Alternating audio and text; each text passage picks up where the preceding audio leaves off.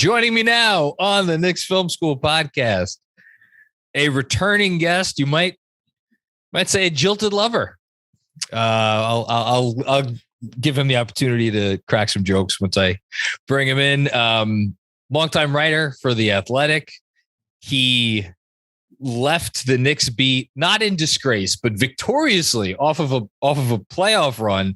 And look at the shambles he has left behind. I blame Fred Katz completely. Mike Vorkunov, how are you? You wanted Fred, you got Fred, and then you got a number 11 pick in the draft. Be careful what you wish for. Wow. Shots fired early. Look, Fred has done an admirable job. Obviously, he is no Mike Vorkunov. Let's just get it out there in the open. I think Fred has done an amazing job, especially during the Donovan Mitchell stuff of the last 2 weeks, month, however long it's been. Well, it was a delightful surprise to see you guys crossing the streams a few days ago with the article. That's a Ghostbusters reference, Andrew. Why are you putting your head in your hands? Because of what crossing the streams means, John. I know it's a Ghostbusters reference. Even Bill Murray made the joke in the movie. Yeah, let's say we tag teamed up. There you go. We tag teamed a wrestling reference. There you go. All I do is make a face of like, oh, they're crossing the streams. Yeah, but I know your face when it's like, John said something he shouldn't have. It's a Ghostbusters Not a reference. shouldn't have. It was just he said a thing. That's all. You know why? He saw Seth got the Lisa Ann tweet for the book, so now he wants the podcast tweet from her. That's what it is. He wants a Lisa Ann listening to our pod. Got it. Tweet. That's what he wants. No, Fred is awesome. Obviously, it's recent. We keep begging him to come back on and talk about this team.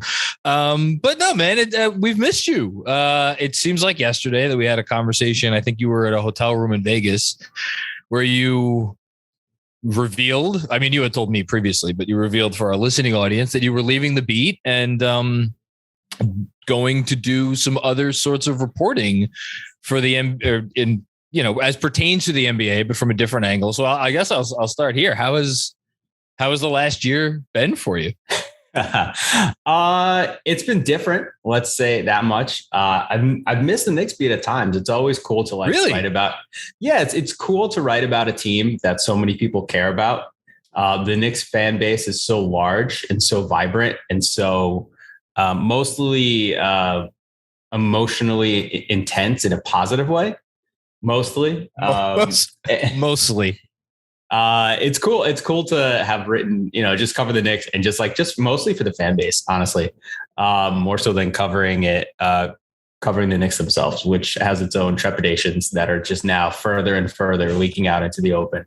But it's been fun to just cover the league as a whole, write about the business of basketball. I'm still not quite sure what the hell that means, but it's been fun to just kind of create this beat whole cloth.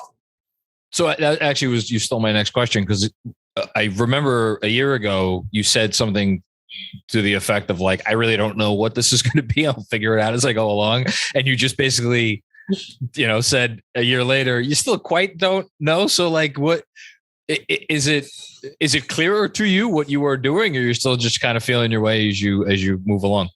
No, I'm still figuring it out. I mean, I'm writing a bunch of different stuff all at once. I wrote about the amount of earning power that players will have. And I've written about NIL stuff, and I've written about team ownership. And I've written about I think high school stuff at some point. It's all just kind of jumbled together. And it's nice to also just still write about basketball from time to time.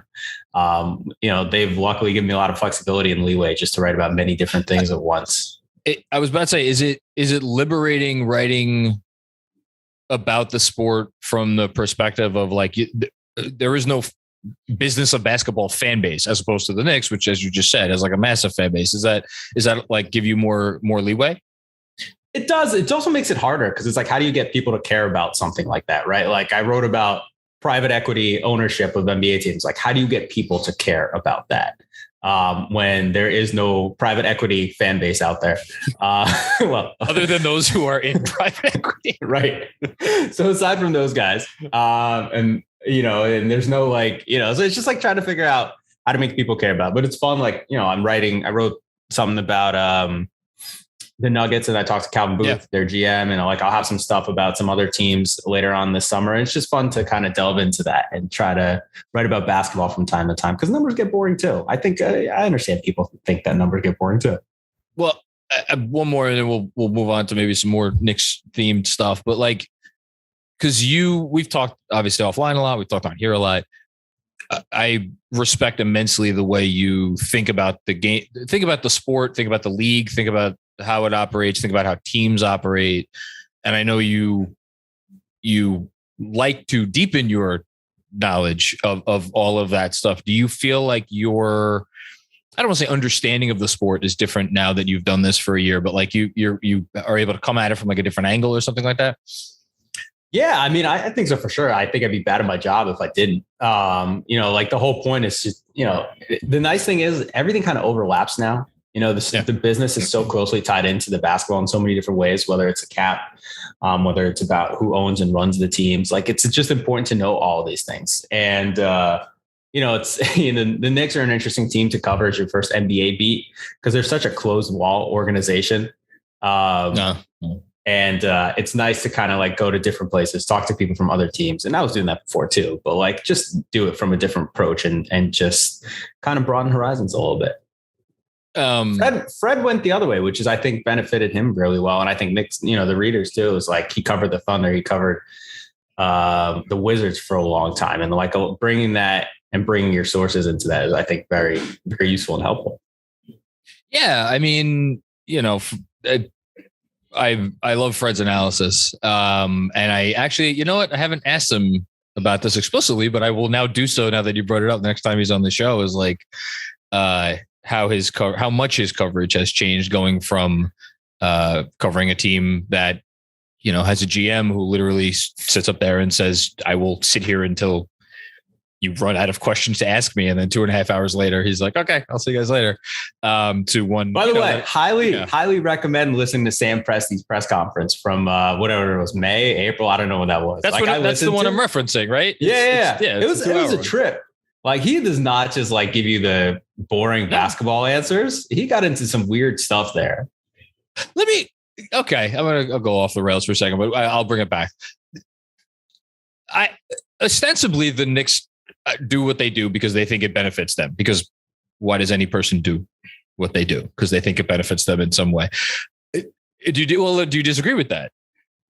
I think they do what they do out of one, it's because it comes from ownership. James Dolan is notoriously not a fan of media, despite his First Amendment proclamations. And, I think the ability to close out the media as much as you can has been a feature, not a bug for them. I mean, I think basically my thinking on this and my interpretation is that they think that they can reach a wide enough audience themselves, whether it be through the in-house network or through their social media streams, that they don't need the traditional media anymore, whatever that means. Right. And so I think now it's just gotten to the point where it's punitive. And that's always historically been my criticism is like my biggest issue with it is that it has become an issue and a distraction. But covering other teams around the league as you have over the last year, do you feel like other teams get an ancillary benefit from being more of an open book?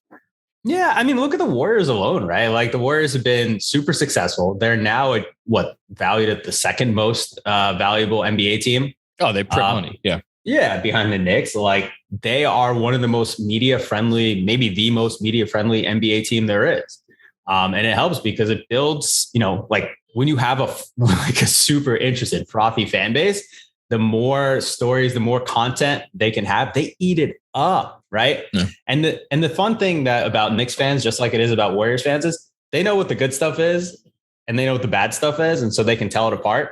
And so like they read the good stories, they listen to the good podcasts. And, by having closed off operation, you're limiting the amount of content that goes out there to the fans of your team too. It's funny. I can't. Andrew, correct me if I'm wrong. I don't think this has ever come up, or at least it does. I don't remember if it has come up. Maybe I should be thanking my lucky stars that the Knicks are the way they are because we wouldn't be as successful as we are because there's not more of these. I don't know. I mean, just I don't think that should be because because I've thought about this too. I don't think that like them being completely closed off like opened an avenue for you. I think you'd still be able to do what you're doing because people like it and they're responsive. Would people care as much though if like Fred had just for example, Fred had like all kinds of in-depth, like, hey, I sat down with Leon Rose for half an hour today and isn't it?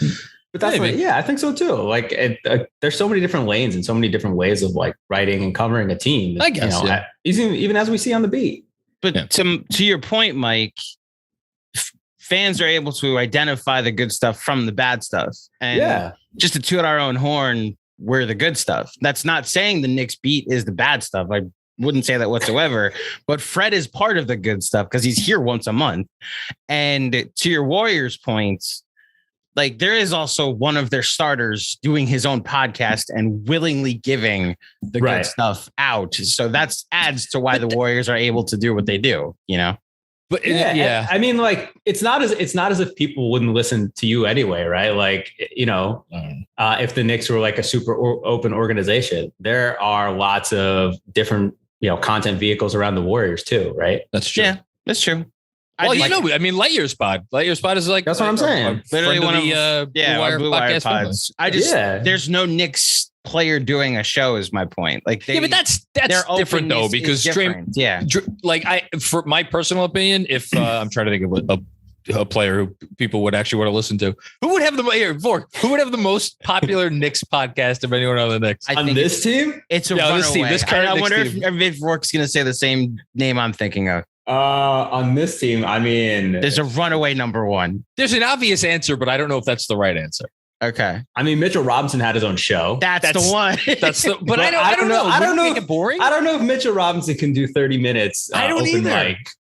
Yeah.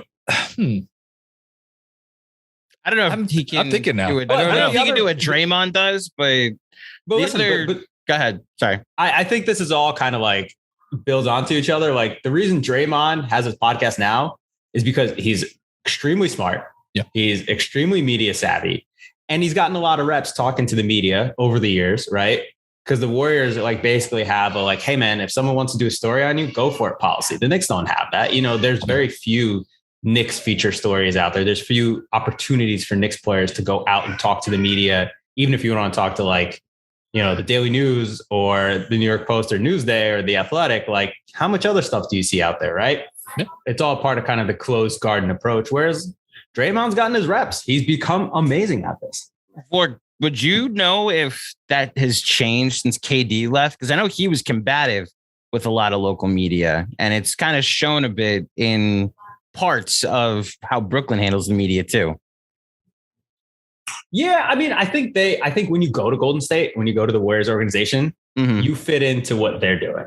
Like people talk about culture and whatnot, like they have an open media culture. Like, and I think KD, I remember him doing a lot of media stuff. I got KD on the phone for like 15 minutes to talk about Michael Beasley for a story. Like, I don't think I would have gotten that if he was with the Nets necessarily. And organizations do kind of, shape shift a little bit about, around their stars if they go there. So that's probably why Brooklyn's become maybe a little bit more closed off. And so, there's more media attention. There's a lot of people who want to talk to KD as opposed to like Jared Allen before the big two got there. So this is a good transition because I wanted to ask you an inside baseball question. I think it's a good avenue to go into it.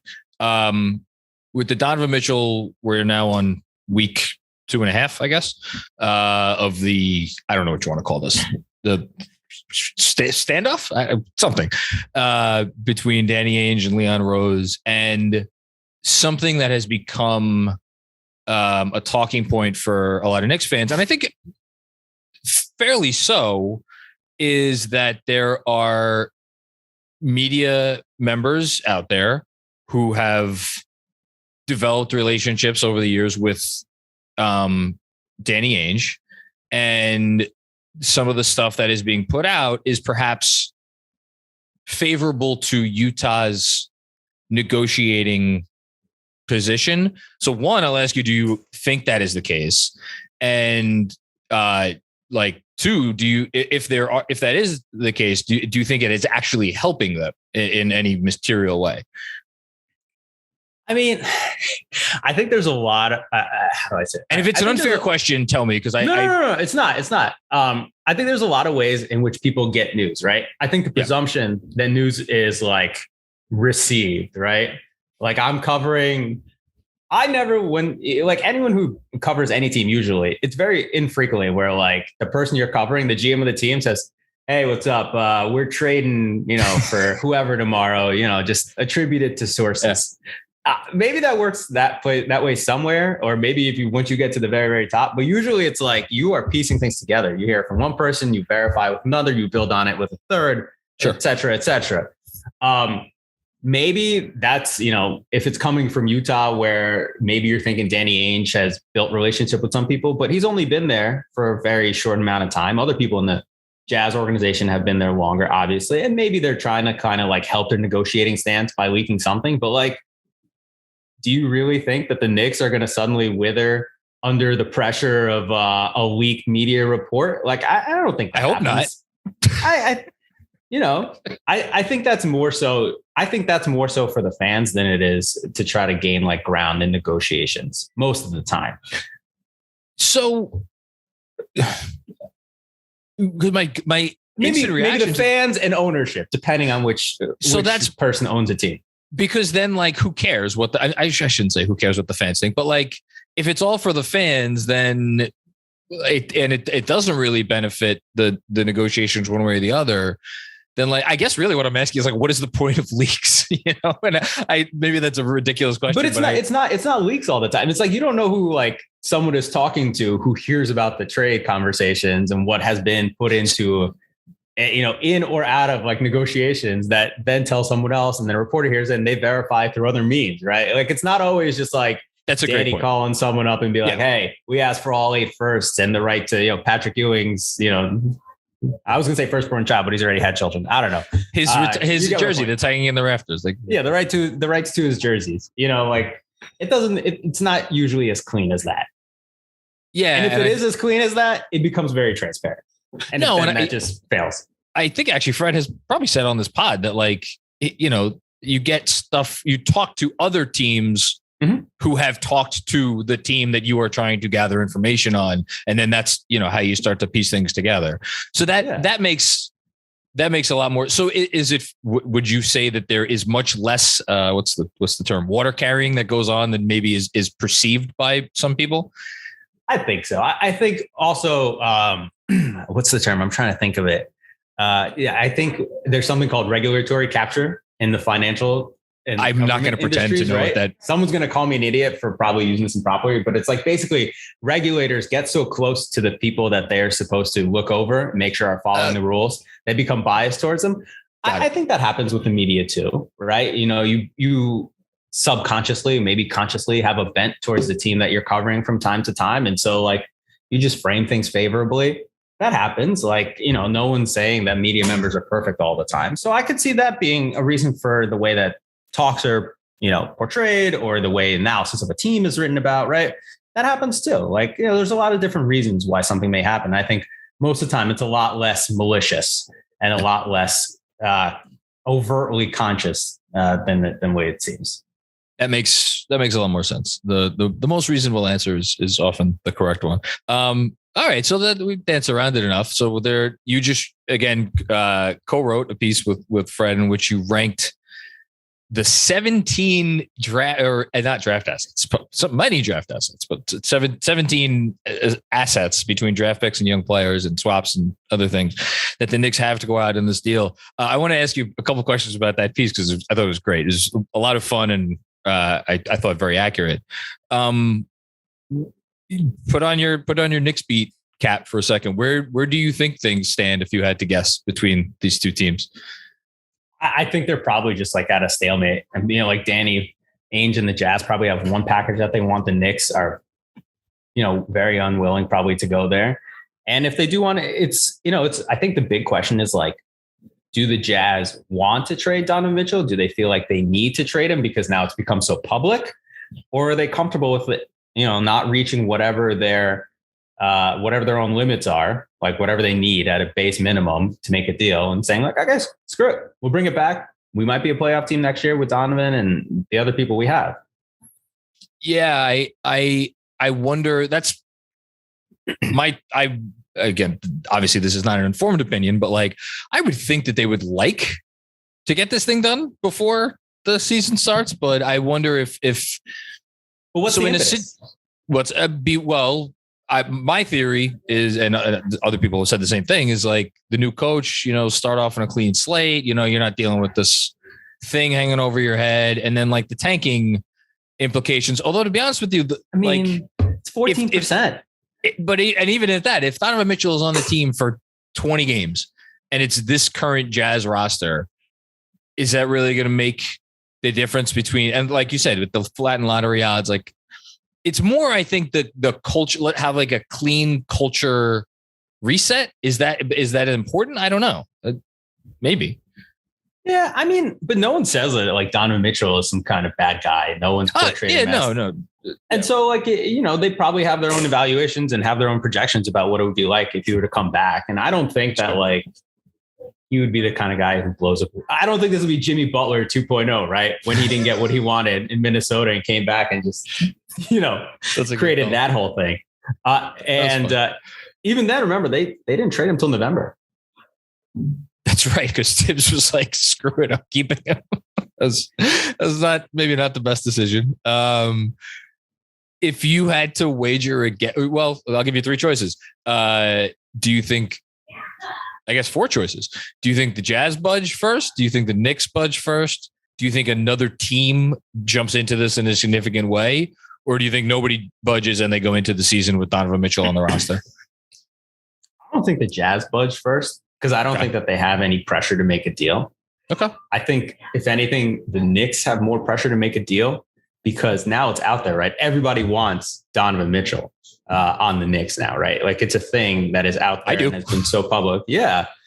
No, that doesn't mean like everybody wants to give up everything and everyone to get Donovan Mitchell, but they want it. And so then the question is like, is that marginal, I don't know, 5th pick you're going to give up worth holding up the deal to, So that's where I'm, because that number 12 on our asset drafting list, like, is that worth it?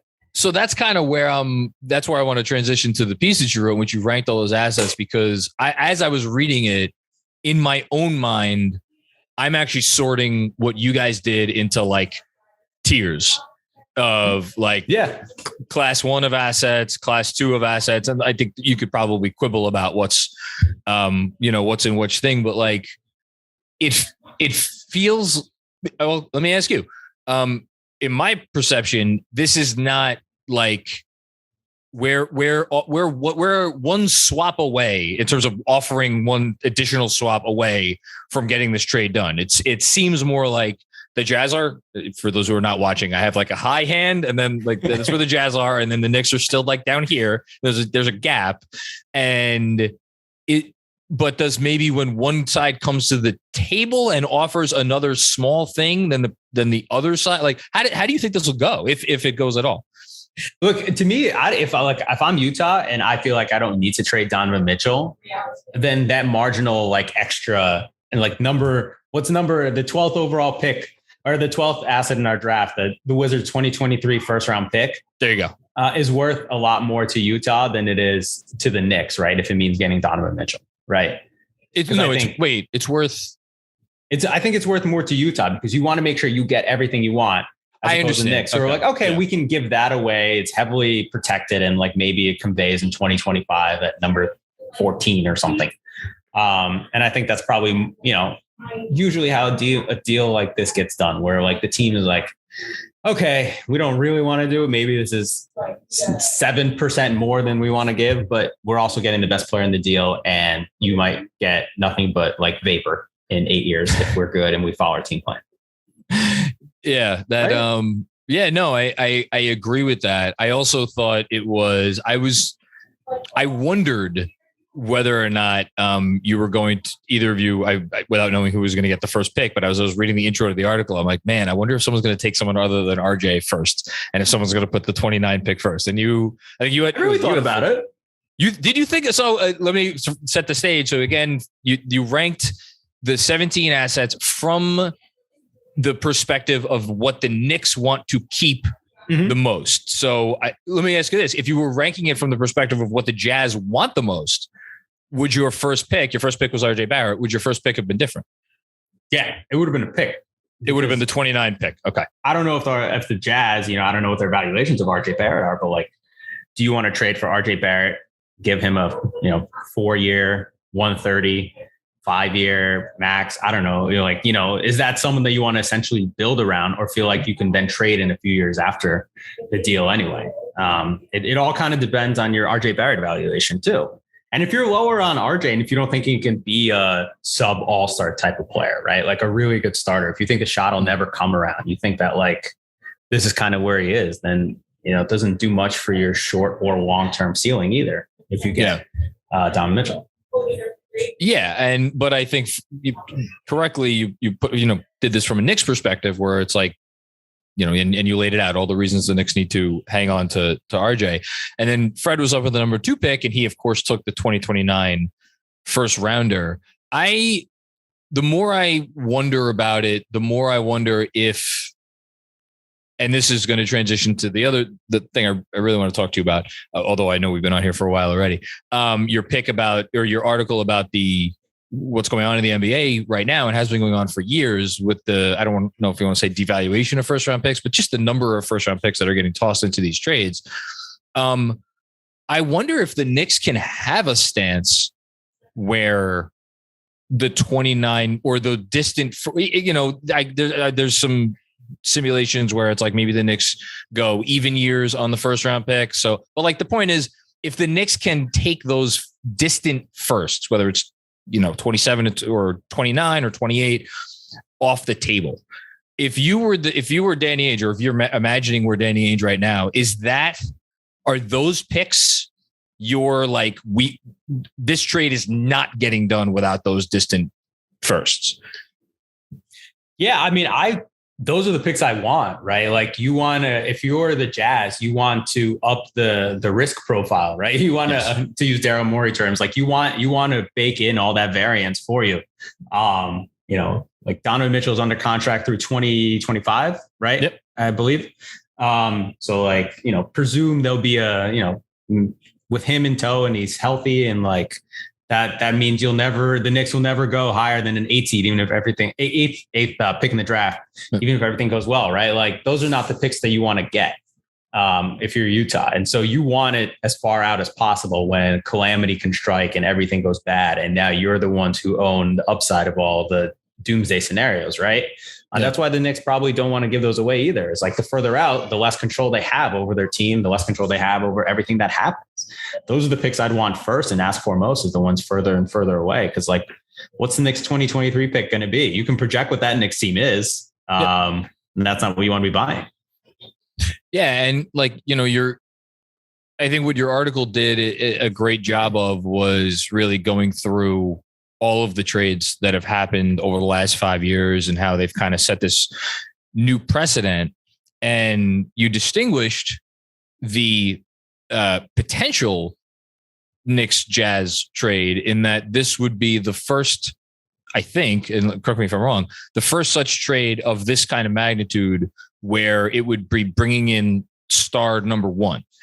And that's what's been interesting to me about it. And this is the point that Fred made in his recent article, and I know it was referenced in your recent piece together, which is that it's not just about the calamity factor of 2027, 28, 29, but also about retaining enough to make the next trade. So like, how much do you think that factors in here?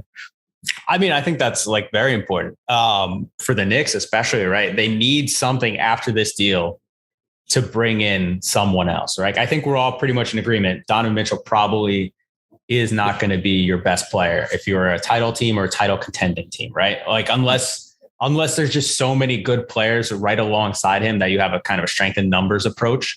But even those players will be harder to acquire because you have less cap space. You have, again, fewer picks to trade for them, like fewer acquisition routes. And so if the price for players in these types of trades is continuously ascending, how are you going to trade for star number 2, right? Like, we just saw Rudy Gobert get traded for what, five first round picks, right? Yeah. And we saw, DeJounte Murray. I think Rudy Gobert, if you talk to some league executives, they'll say he's a top 15 player, right? Like you can be dubious of that. You can find I've talked to league executives who say yeah, but he'll get played off the floor in the playoffs. Maybe so, but others will say, okay, he's a top 15 player. Maybe he was a circumstance of his environment to some degree, right? Because that was a horrible Jazz defense and perimeter defense around them. Either way, how are you getting that next guy? DeJounte Murray just, no one's arguing he's top 15, top 20. He just went for what? It was 2 unprotected, a pick swap. Yeah, 2 unprotected, a pick swap, and then the Hornets protected first. Oh, your audio cut out. Vork. I was saying that's a lot. How are you getting the next guy after that to go alongside Donovan Mitchell? Especially because I think they're not reaching free agencies because you just have to give up so much money to hit free agency, and teams aren't really hoarding cap space like they used to, right? No one's saying oh, look at these big market teams. Now they're trying to create cap space for 2024 so they can sign whoever the free agent is that year. They're just screw it. We'll be over the cap. We'll make it work. Miami continuously over the cap, making it work, right? Yeah. No one's doing that anymore. I think because they see that if no one's going to hit free agency, why do you need the cap space? Yeah. And I know the cap jump is maybe going to throw a slight wrinkle into does free agency have a comeback?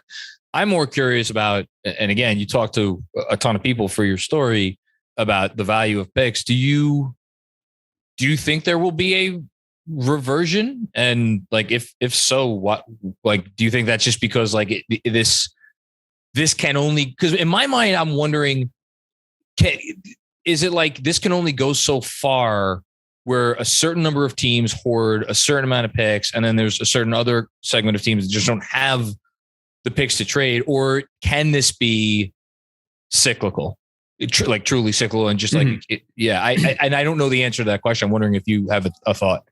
Yeah, it's interesting. I mean, we already have that, right? We kind of have this situation where the teams the Pelicans, the Thunder, the Knicks at the present moment, some other teams have a large plurality of draft picks, right? Future firsts. Yeah. Nice thing about first is they always get replenished the year after you get a new one. But I don't know. I think if that retains the best way to get really good players, then I think teams will just keep dealing it away.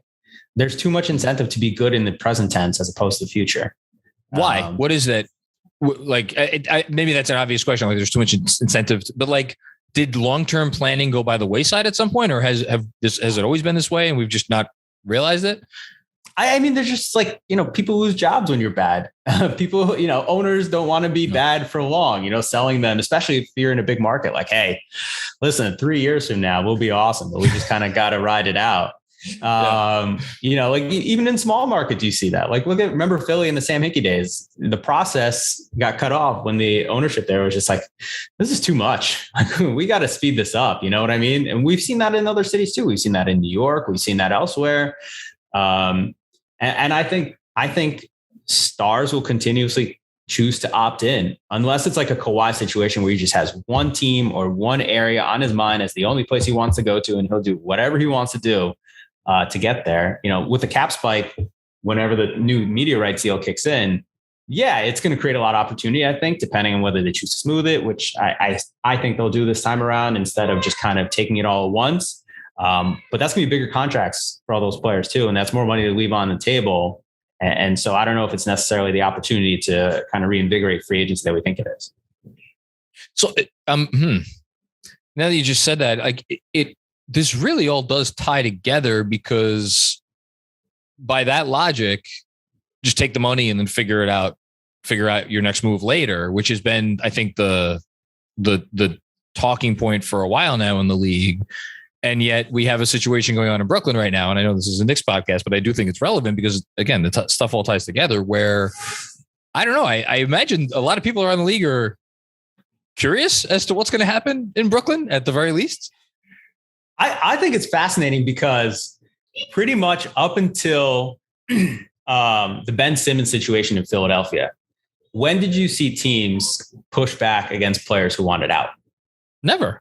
I don't remember one. Yeah. They pretty much acceded to whatever they wanted. And there was like, okay, you want out? All right. Well, I guess this, has run its course. So let's see what the best deal is for you. Can I jump in there though? Even on the Simmons thing, this is what I've always thought, like, doesn't there deserve to be an asterisk there? Because it wasn't that they didn't want to trade him. They would have loved to trade him, but they just had such a specific asking price. Like the reporting I don't remember exactly, but the reporting at the time was like there were real offers on the table from teams. So it's like, but Daryl wanted, one of like 2 or 3 guys. Yeah. And you're right. That could have its own asterisk because there's so many things going on there all at once that maybe kind of like clouds what that situation was. And then to that end, then it's even rare that we see teams kind of push back and keep a player, beyond whatever he says he's hit his limits with the team. Right. So I'm very curious to see what Brooklyn does with Kevin Durant. Like at some point, some teams will decide they've reached the inflection point and it's like, look, we can't just keep saying yes to everything.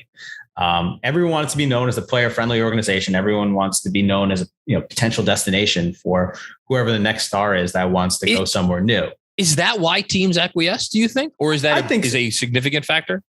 Yeah, I think so. I think if you're in a player-driven league, it's probably a bad look and limits your opportunity to acquire really good players if you're seen as the organization that's like, yeah, don't come here if you don't, if you don't want power, if you're seen as the place that's not a player-friendly organization, right?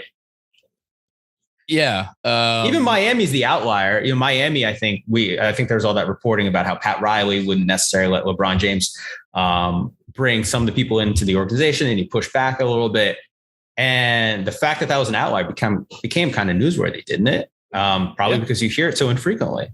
And so I think that's probably, I assume driving the decisions a little bit. And probably if you have a star asking out, it's now easy to build a narrative to say like, look, he's the bad guy in this one. We get to, restart from scratch and we have all these picks. And now we're the team looking into the future with this treasure trove of firsts and young players. Which again, there's so many reasons the situation is fascinating. I should probably go listen to a Nets podcast to see how they're covering it. But like, this is really another test case because the Nets could get a bunch of picks, but they also don't have any of their own picks. So it's it really is an interesting. And then on top of all that, I believe there was reporting that like the owner of this basketball team had basically been fed up with all of this nonsense.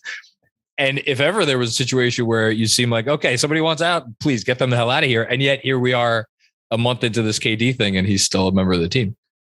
Yeah, it's like totally fascinating. I mean, the Kyrie and the KD thing are totally different, right? Like I think Kyrie probably kind of lost all of his political capital in Brooklyn, right? He runs the team, Vork. Didn't you hear him say that after the season? He said him and Kevin were going to manage the team and, into the future. God bless. I don't know if he intended to manage himself off of it, but like, he had the opportunity, it seems like, to search for sign and trades or new deals or whatever. Didn't seem like anyone wanted to make the deal, right? Aside from the Lakers. The Kevin Durant thing is, it's like totally different. And so I'm really, really fascinated to see how this all ends up. Like, where does Brooklyn draw its own line? Will KD really not play next season, right? Like, that's the biggest thing he can do is just not play. But he just missed his age 31 season coming off the Achilles. Is he going to miss or any part of his age 34 season? Like, especially as a guy who says all he cares about is balling and hooping. Like, I don't know. I think it's the most interesting question around the league today. I like how we're bouncing around the league because I just thought of another thing about, and I think more directly impacts the Knicks and it goes with some of the stuff we've just been talking about, the LeBron James situation in LA. And maybe it's wrong to call it a situation yet, but he has, what is it? A week from today? Yeah. A week from today. He could extend for some ungodly amount of money. And it, like you wrote recently about the NBA is where it's going to be producing billionaire athlete, like based on contracts alone pretty soon. Like he's made more money than God. Is there a point where he just uses his political capital and says, screw it, I'm not I'm not resigning because of this Russ situation to put pressure on the organization? Like, how do you think that resolves itself? I mean, I would guess, it's kind of well known. Probably he doesn't want to play with Russ next year, but like the Lakers in a hard spot because like, what are they going to do? Where do they trade him?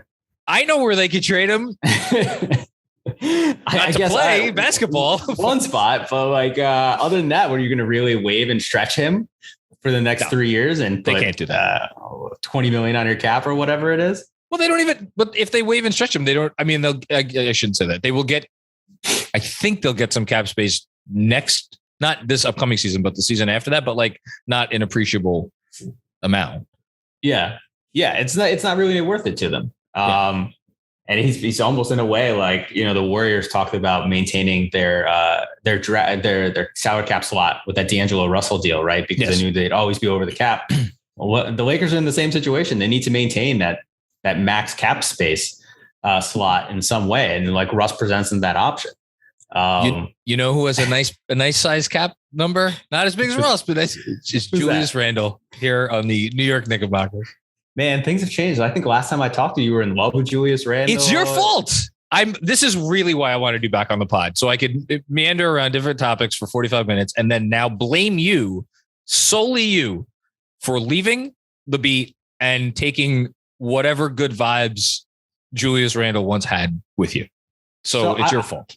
I want to say two things. I remember I did, I don't know what new technology these kids use these days, but I think it was a Twitter Spaces or a Clubhouse with. I've never done either of those. Knicks Film School's Chris. Chris Preciado, yes. Yeah, I don't want to mess up his last name as someone with a last name that people often butcher.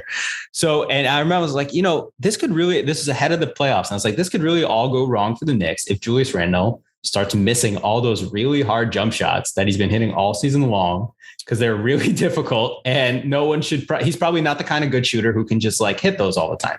You wrote about this like 15 months ago, right? Or whereabouts? Yeah, something like that. And so like that all went, to shit in the playoffs and then it went all to shit in last season. Right. And so it was interesting that the Knicks bet on Julius to maintain that shooting to some degree. Right. And I remember I was trying to do a Julius Randle profile and I did a lot of reporting on it. And I talked to a bunch of different people and I was like, can you this year or last year? Last summer, it never ran. Okay. I just couldn't find, it just didn't run. And, but I remember I talked to a lot of people and I was like, can you really keep this up? And the prevailing thinking for them was like, once you hit that level of play, and remember, he was second team all NBA. You'll be able to find a way to maintain it. You will be able to find a way to maintain playing at that high level. You might not be all NBA second team every year, but the thing was not just the shooting, but just like the understanding of how basketball works had a lot of people bullish on Julius being able to maintain being that good for another few seasons. And so just the fact that it went so badly last year is just, I don't know, that came out of nowhere to some degree. Cause I thought there was regression that was going to happen, but not like that. Well, your colleague, Mr. Katz, I've referenced this a few times since he said it on the podcast, referred to earlier in the season, a conversation he had not about Julius Randle, but about another NBA player years ago who told him like, look, if someone's slumping like really, really bad, it has something to do with, it's not about basketball. It's something off the court. And I wonder, my biggest personal question about the Knicks this offseason, before the Mitchell stuff, but arguably still as much, is do they think that like this is whatever happened last year is something where it's like a summer away will do him good and he can come back and be not that anymore? Or do they think this is like, holy shit, we can't let anybody know it, but we got to get this guy the hell out of here? And that's been my biggest question. I don't know. Yeah, I don't know. I mean, I did think it was interesting. Like his all NBA season, there weren't fans from the majority of the season, but like it was clear how much love there was for him and how much appreciation there was for him. And I think he started to feed off of that. And it became kind of it started to be a thing where one fed off of the other. And it seemed like there's so much toxicity around Julius last year from Knicks fans and at the Garden. And obviously like there's so much visible evidence of that. And I wonder just how much getting away from Knicks fans for a little bit can help him. Like, and if you don't want to point at that, but like, he received the venom that he did because he wasn't playing well. But in New York, that's kind of starts to feed off of one. And I was talking to one Knicks player recently, and he's like, yeah, man, Knicks fans. And I think his word was are ruthless. I want to say, like, and it's true. When things are bad, it goes like that. I will stick up for Knicks fans. I will too, by the way. I understand why there were many grievances, but because it wasn't about him missing shots. I'll say does have a chance to avalanche after a while. Look, if you can be bad, and when you are bad, there will be a segment of the fan base who, because you are bad, don't really care about anything else. If you're bad, they're going to boo you, or they're going to say you suck, or they're going to want you off the team. My personal issue, and I think other people fall into this camp, is it was the bad that then snowballed into what I personally took as overt signs of A, lack of effort, and B, just lack of trying, even attempting to be a good teammate. But that's my perception from the outside looking in, with the complete understanding that I do not know what is going on behind closed doors. So that's the only thing I'll stick up for Knicks fans on. But that player is entitled to his opinion. Yeah, and I think Knicks fans are entitled to boo and cheer whenever too. I'm not taking that away from them. And I don't think it's like anyone's, like I'm not saying there's causality there, but I do think that sometimes, like, the larger situation does have to be examined a little bit. Yeah, no, for sure. Yeah, I don't know. I'm just thinking now, like, I wrote something for the newsletter again. It was like towards the end of the 2021 season, comparing him to previous guys who had kind of made this leap, and like, is there a regression coming? And you DM me, you were like, with a name. Do you remember the name you DM me as a possible comp? I would guess Victor Oladipo. It's prescient now. But he got hurt. Hurt. Yes. That was really the thing that, like, really sent his career. But he was in the midst of a down. Now he was in the midst of a down season. Still got voted onto the All-Star team. I don't know if he deserved to, but like, and then he got hurt after that. But yeah, man, I don't know. Well, do you think if they trade for Mitchell one way or another, if you had to guess, it would make it more or less likely that Julius is on the team next year? I would think it makes it more likely because, you're trading for Donovan Mitchell is a complete win now move, right? Can you find a better player than Julius Randle? Maybe the guy backing him up. I don't know. I'd like to see Obi Toppin get more. I don't think I've picked. By the way, hold on. I gotta look. He was ninth. You take him by you, to your credit. Yeah, and I said I thought he was really bad as a rookie. He was, and then he showed a large capacity to get better and improve. And we don't know how good he is because, he doesn't get the minutes, basically. Andrew's nodding. It would be fascinating to see if they traded Randle and started playing top in big minutes, because I feel like then you'd have to play differently, right? You have to play with more pace. You have to get up and down the floor quicker. You can't just be the same kind of stale half-court team if you're going to commit to playing Obi Toppin 30 minutes a night. Like, that's minimizing his best traits. To me, if you're especially, I mean, not that he should factor into how they play that much, but like, especially if let's assume they trade for Mitchell and let's say they keep quickly. And then at that point, three of your, 5 or 6 best players are these like little guards. Quickly likes to get up and down the floor. I mean, Utah's pace wasn't like that fast last year, but they do well sometimes when they get up. I'm sure Donovan Mitchell would like to get up and down the court. I don't know. To me, when you have dynamic guards that are like the backbone of your team, then Obi Toppin's a perfect compliment because he's a play finisher, and then you get guys that could help him play finish. So that's my thinking on that. Yeah, I'm with you. We'll see though. You think they get the trade done before the season? Yes or no? I'm putting you on the spot. I think if there is a trade, it'll be done before the season. You think if there is a trade, it will be done? Do you think if there is a trade, it will be to the Knicks, or do you think any other teams are still legitimately in the running? Who can top the Knicks offer? I would argue that nobody can top their top offer, or even like their sub top offer. How hard are they negotiating? I don't know. So I was I'm in a we got thrown into some kind of Twitter group chat with other Knicks fans somehow. Lucky you. Which has been Yeah.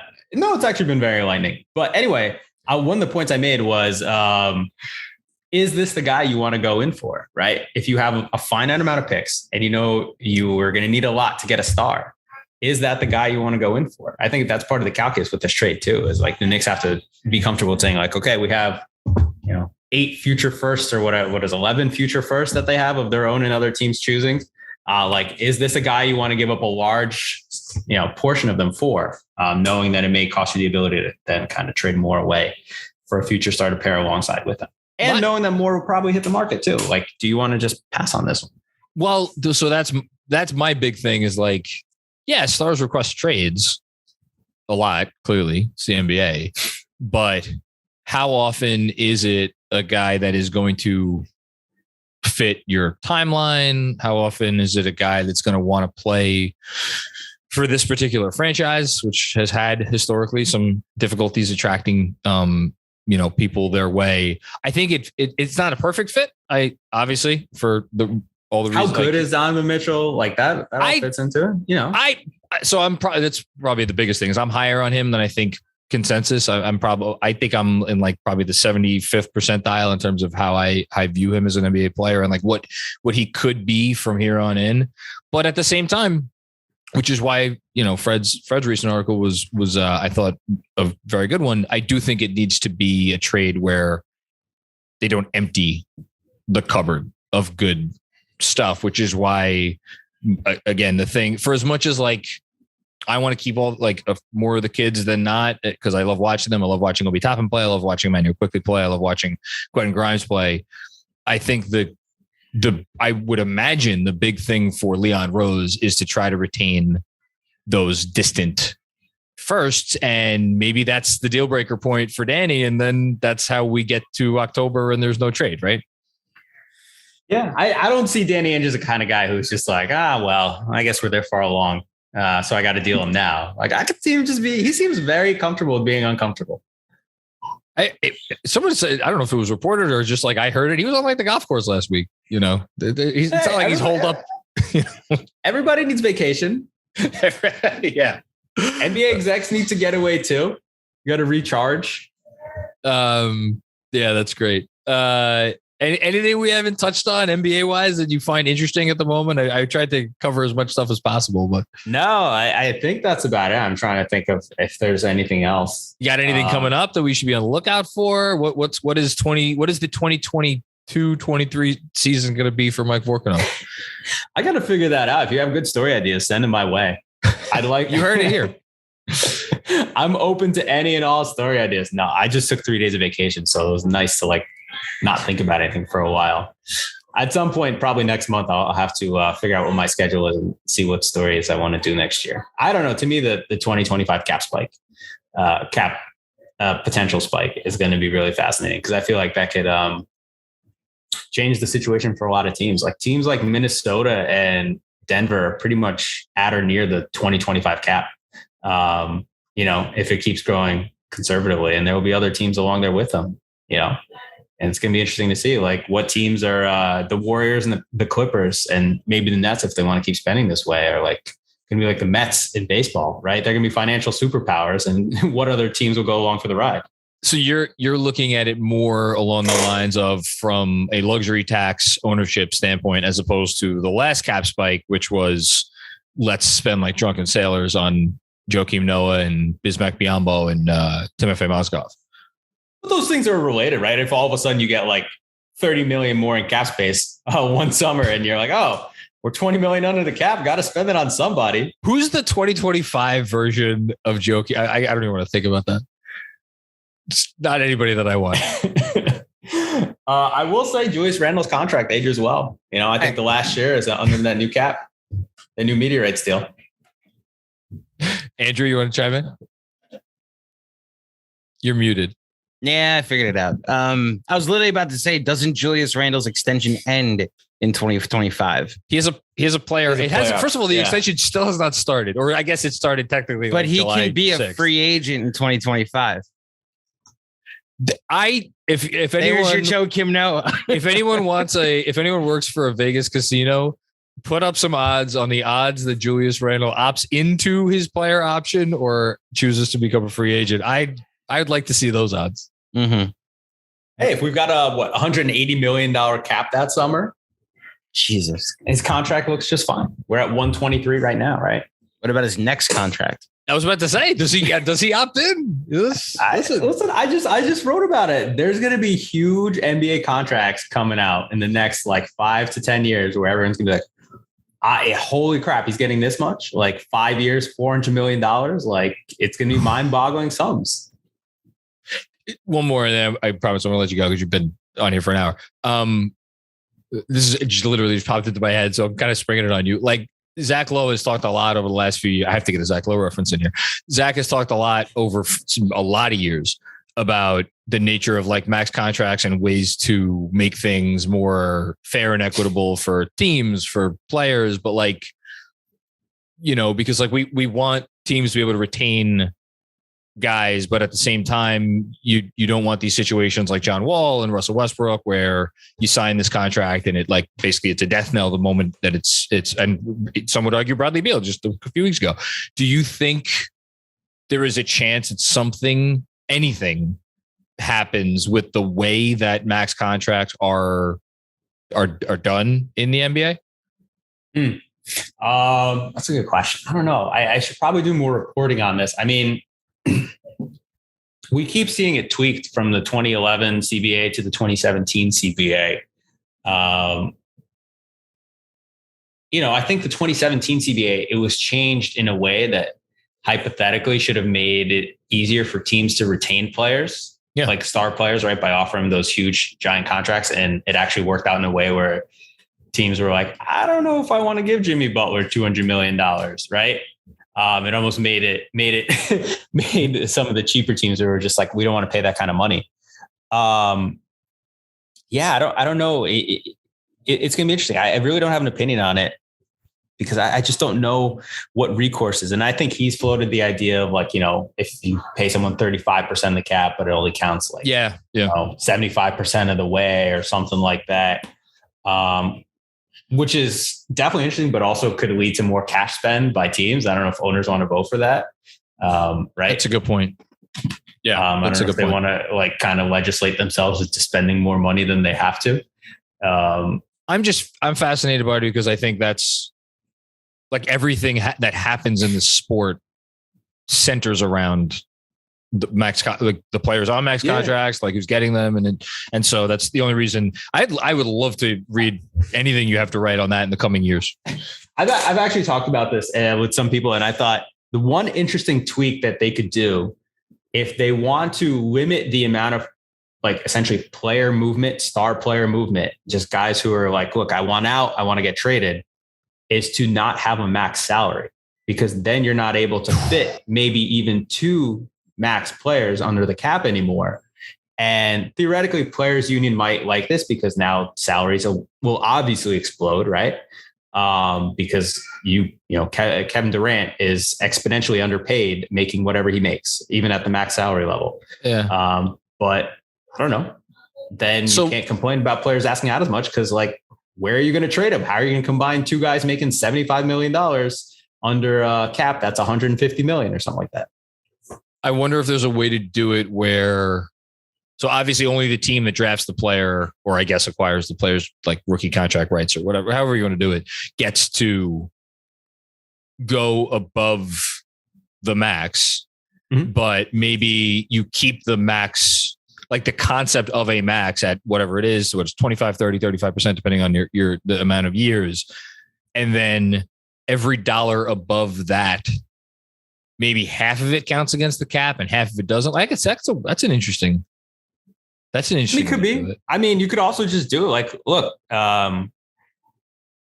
just say screw it. Like, if you want to pay somebody $100 million on $160 million cap, but that's how you sign Luka Doncic in 2027. I'm making up a year. Whatever. Yeah, whatever his. Like, what if that's how you want to get Luka? That's how you get Luka. And, it's almost, you figure out how to spend the other, $65 million of your cap space around Luka. And it gets harder to trade, when Luka wants out, it's harder for him to get out, right? Because who can absorb that contract? Because you have to match, you keep the salary. Oh, wow. How they adjusted this. Yeah. Yeah. So it is what it is. Like, and you probably, maybe if you're a team with Jordan Poole already making $45 million, now you're pretty much at the cap with just these two guys. You know what I'm saying? Like you finagle the numbers and you figure it out. But like, I think it'd be really fascinating if they took the ceiling off what, the max salary is. And that could be one way to kind of curb these types of star player trades a lot. But I'm not sure the NBA wants to do that. I think star player movement is great for them. And I don't think they necessarily want to cut it down as much. You know what it wouldn't curb is tampering. It's like, imagine teams like clearing literally all of their money from the books. What are you talking about? Oh, yeah, that's right. Tampering doesn't exist in the NBA. Tampering doesn't exist. Yeah. Leon didn't talk to Jalen Brunson until 12:01. How do we go through this? Yeah. How do we go through this entire podcast and we didn't talk about the Jalen Brunson tampering thing? And Rick Brunson did not talk to his son about deleted his number. About the contract at all the minute he got hired. Yep. By the way, what was the length of time from when his hiring was reported and when it was official? Is it official yet? I'm pretty sure I saw him in Summer League wearing Knicks stuff. So I think it's official. Yeah, I'm sure. You know what? Honestly, I missed it, but it was not like.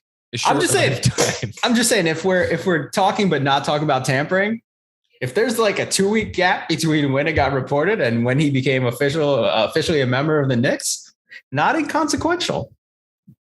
Man, I want to talk. I would line this one up, Andrew.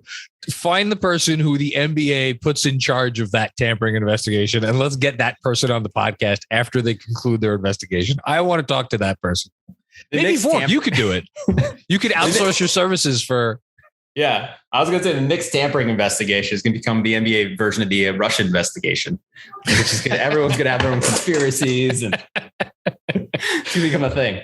Of course, we end with a political tie-in, because it wouldn't be a Vork interview without something along those lines. No, we love to distract ourselves with sports because it's just easier that way. You're the man. Can you just remind everybody at home, like, where you are, how to find you, how to read you, the whole thing? Yeah. Right for The Athletic. I cover a bunch of stuff. Go there. I don't know. Check out The Athletic. It's got some pretty good stuff.